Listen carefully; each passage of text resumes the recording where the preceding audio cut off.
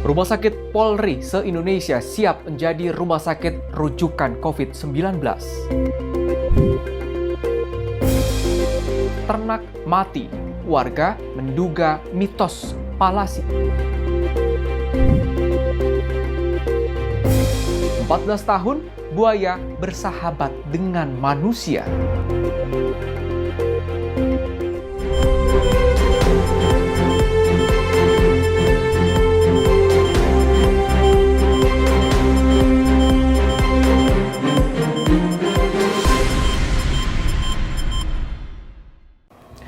Halo, selamat datang perempuan hebat. Sudah pukul 18.30, itu artinya My News kembali hadir menemani Anda. Beragam informasi terkini, viral, dan kabar selebriti telah kami persiapkan untuk Anda simak selama 30 menit ke depan. Langsung saja kita simak My News hari ini bersama saya, Agung Karsena.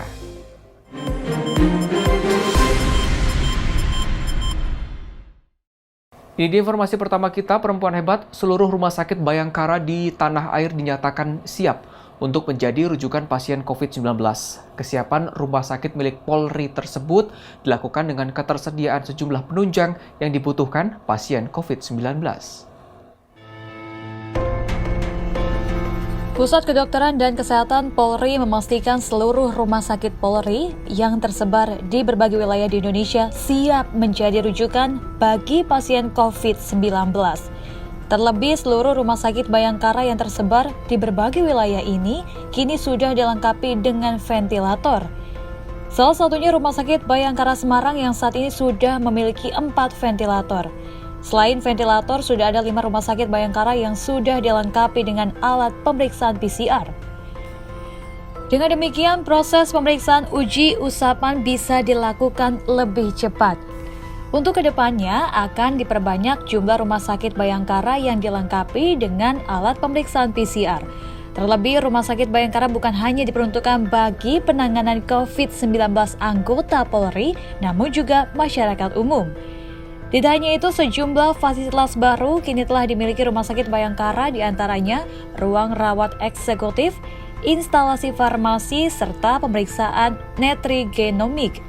Tim redaksi MyTV melaporkan.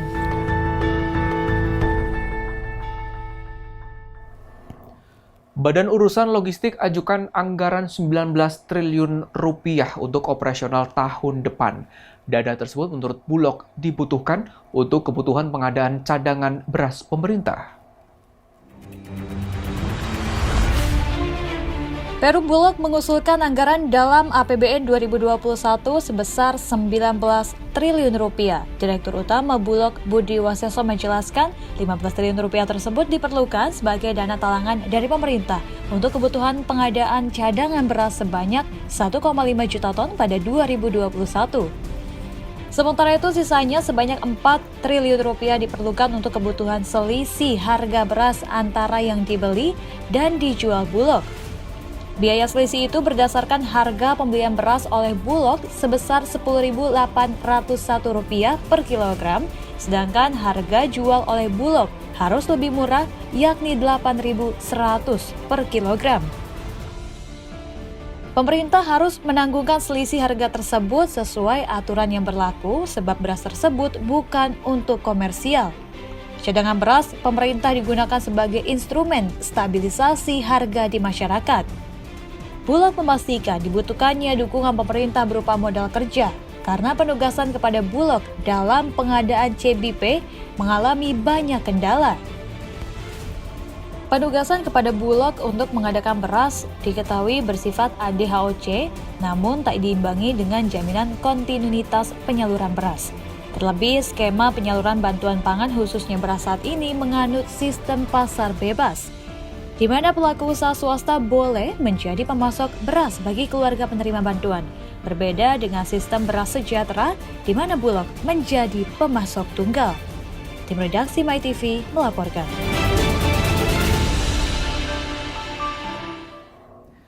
Perempuan hebat, pemerintah Kota Depok, Jawa Barat menerbitkan aturan yang melarang penjualan hewan kurban di pinggir jalan. Larangan dilakukan untuk memudahkan pengawasan pada proses penerapan protokol kesehatan. Pemerintah Kota Depok di Jawa Barat melarang penjual hewan kurban di pinggir jalan. Pelarangan termasuk area pinggir jalur kereta, trotoar, jembatan, dan bantaran sungai. Pemerintah kota akan merelokasi penjual hewan kurban untuk memudahkan pengawasan penerapan protokol pencegahan penularan COVID-19. Tidak hanya itu, relokasi dilakukan untuk menjaga kebersihan, ketertiban, dan keamanan umum. Pedagang yang akan membuka lapak penjualan hewan kurban juga harus mendapatkan rekomendasi dari pemerintahan kelurahan. Izin lapak berjualan hewan kurban berlaku mulai tanggal 26 Juni hingga 8 Juli 2020. Izin tersebut berdasarkan rekomendasi dari lurah setempat dan dikuatkan dengan surat pernyataan tanggung jawab penuh dari pemilik atau penanggung jawab. Pemerintah Kota Depok juga membatasi waktu penjualan hewan kurban, yaitu dari pukul 8 pagi hingga 8 malam. Pemerintah Kota Depok juga mendorong pelayanan penjualan hewan kurban via daring, serta merekomendasikan penjualan hewan kurban dilakukan bekerja sama dengan Dewan Kemakmuran Masjid dan lembaga zakat. Kerjasama diperlukan agar penjual dapat dipusatkan di lokasi-lokasi yang memenuhi syarat kebersihan dan kesehatan. Tidak hanya itu, penjualan hewan kurban yang didatangkan dari luar kota harus dilengkapi surat keterangan kesehatan hewan dari daerah asal. Tim redaksi MyTV melaporkan.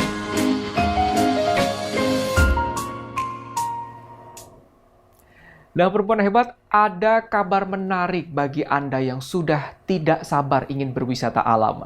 Sejumlah taman nasional di tanah air dipastikan akan segera kembali dibuka. Namun ingat, pembukaan dilakukan dengan kewajiban menaati protokol kesehatan oleh pengunjung yang disusun oleh pengelola. Kementerian Lingkungan Hidup dan Kehutanan mengizinkan pembukaan 29 kawasan konservasi untuk umum. Pembukaan dapat dilakukan dengan kewajiban penerapan pembatasan pengunjung serta pendaftaran pengunjung via daring.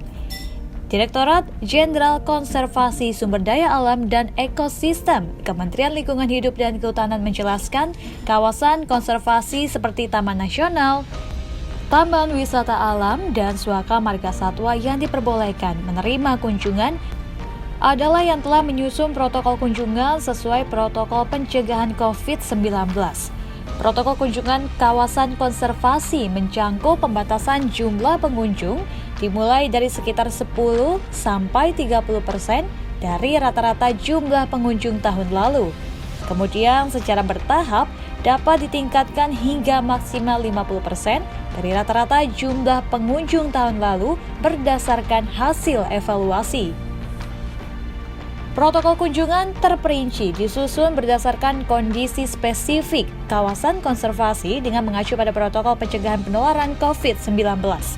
Mencangkup pembatasan jarak, pemeriksaan kesehatan, penggunaan masker, penyediaan fasilitas untuk cuci tangan, pemeriksaan suhu tubuh, dan pembatasan kegiatan pendakian hanya 1 hari. Kawasan konservasi yang sudah siap dibuka kembali dengan penerapan pembatasan antara lain Taman Nasional Kepulauan Seribu, Taman Nasional Gunung Halimun Salak, Taman Nasional Gunung Gede Pangrango, dan Taman Nasional Kepulauan Komodo. Tim redaksi MyTV melaporkan.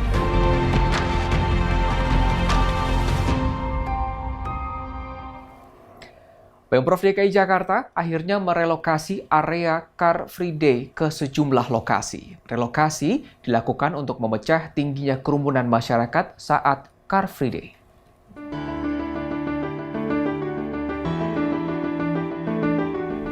Dinas Perhubungan DKI Jakarta menyiapkan 32 lokasi sebagai jalur hari bebas kendaraan bermotor atau Car Free Day.